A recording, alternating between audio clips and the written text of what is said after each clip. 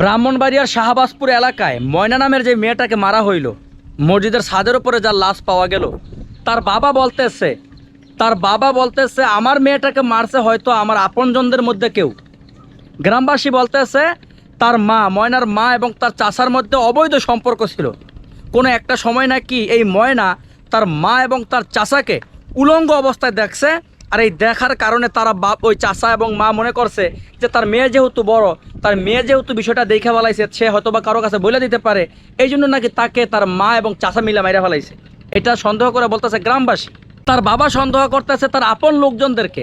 অনেকে আবেগপ্রবণ হইয়া এটা বলতে পারেন, নিজের মা যে সন্তানকে 10 মাস 10 দিন গর্ভে ধরে ধারণ করে জন্ম দিচ্ছে, সে কি এই ঘটনা ঘটাইতে পারে নাকি? আমি বলবো এই ঘটনা তো বাংলাদেশে নতুন না, বাংলাদেশে অহরহ এই ধরনের ঘটনা ঘটতেছে। এই পরকীয়ার কারণেই ঘটতেছে। সন্তানে মারা ফেলাইতেছে মারে, বাবা মারে মেরে ফেলাইতেছে, আবার বাবা মা মেরে ফেলাইতেছে পোলাপাইনদেরকে। এরকম ঘটনা তো আর নতুন না, এরকম হইতে পারে।